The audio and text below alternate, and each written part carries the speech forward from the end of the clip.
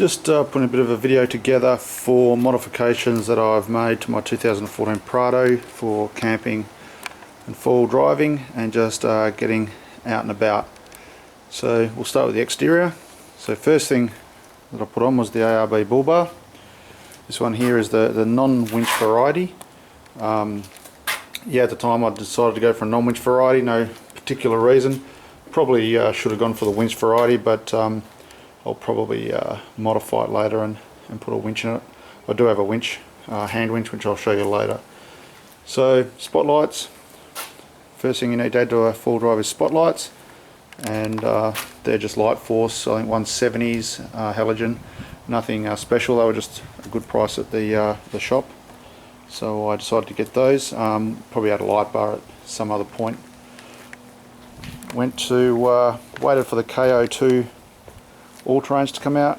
Standard rims, 265/70/17s, and they've been really good. So been on plenty of stakes and rocks and etc. I added road safe recovery points on the front. There's one on each side, just for when you really get stuck, you got something decent to pull on.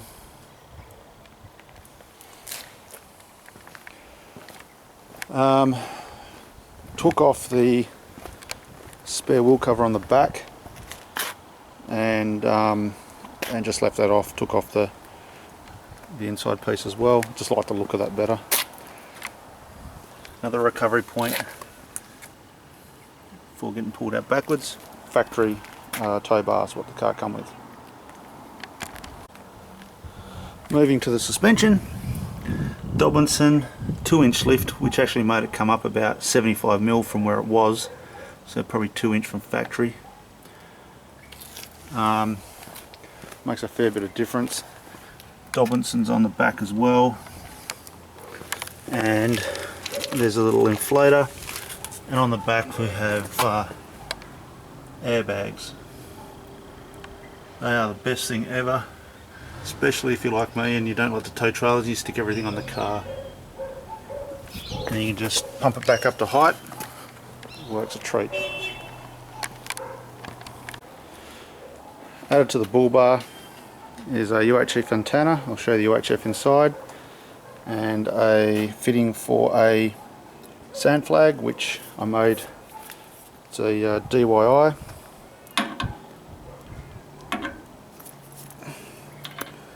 Just put that on there like that.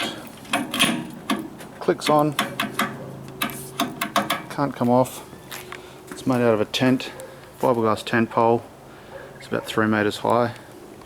Use that a fair bit around sand dunes, and it's never broken, bent or snapped or anything like that. I do have a cage and a Rhino Racks go on the top. They're not on at the moment because it doesn't fit in the garage with them on. And I have an Iron Man awning with LEDs in it. That works well. 3 meters by 2.5, I think. That goes on the other side.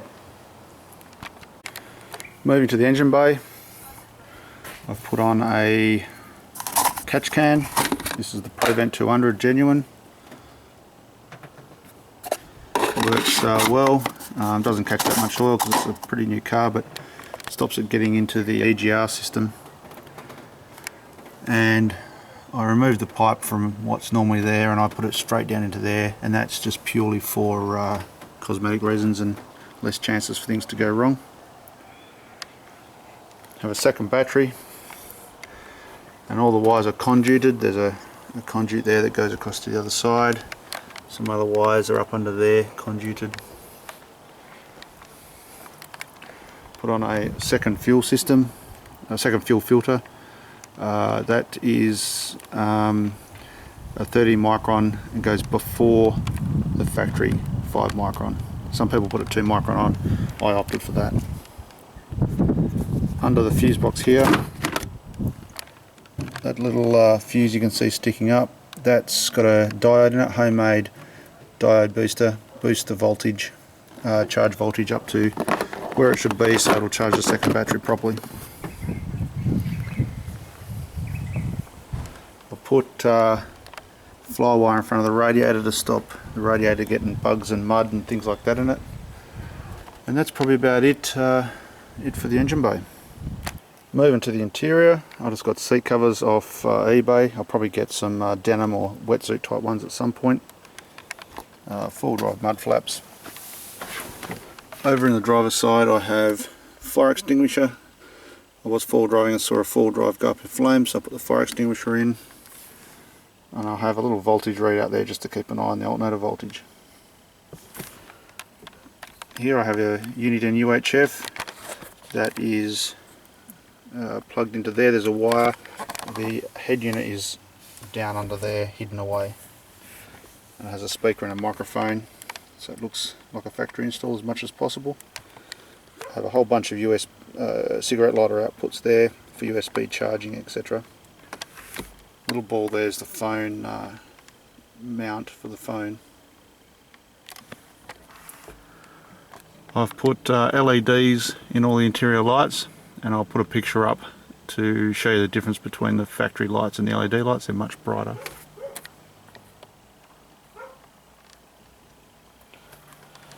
And here I have my GPS system that runs normally Aussie Explorer, and that sits there. And I have the 250 maps for Australia and HEMA maps, etc. for those.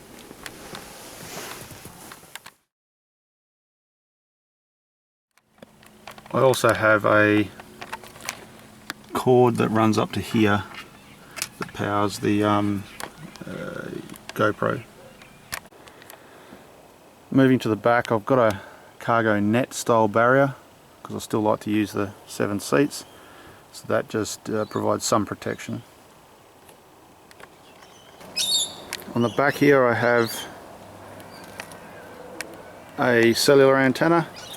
Just plugs onto there, just mounts onto there. I do have to put a plug, a joiner in here, so it's easier to get the spare tyre off.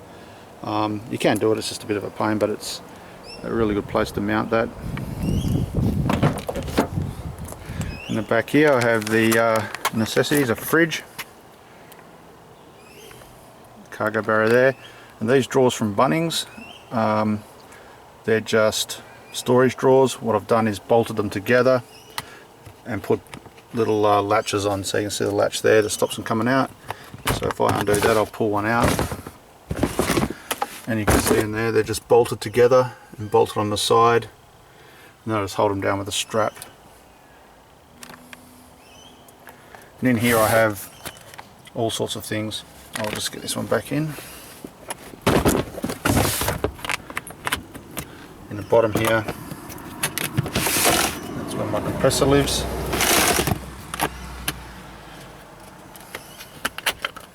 Some tools, bits and pieces.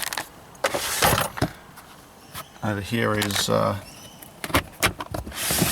the recovery gear, straps and winch extension straps and shackles, etc., all that sort of stuff. And here's all the electrical stuff. And there's a bit jammed, but there we go. All the electrical stuff for camping. And then that cellular antenna goes over to here, and I have a Telstra Hotspot in the car. Most phone cradles don't work that well, so I've opted for a hotspot. I can use FaceTime and texting and things like that. Over here, don't know if you can see it just down there, but I have my power board. It has a couple of cigarette lighters, a couple of these Euro type connectors. It has an Anderson, and it has a little voltage readout that keeps an eye on everything for me. And it plugs into the hotspot just there.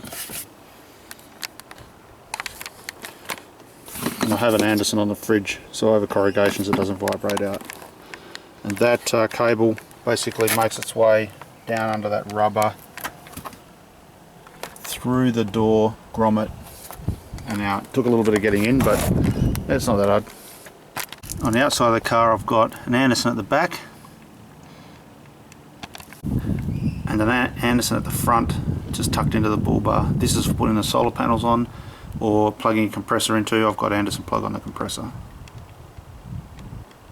Okay, some other bits and pieces that I have an exhaust jack, comes in a bag.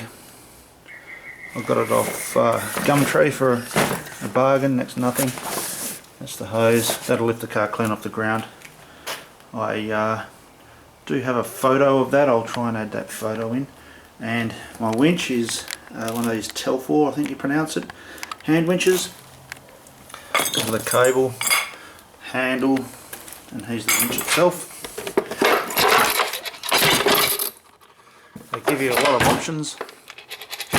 You can winch sideways, backwards. It's a big haul, 2.5. Some snatch blocks, different things that go with it. And when I'm going some really difficult places, I take that. Yeah, good options, hard work, slow, but it'll get you out. So that's for now what I use for a winch. Try not to get stuck.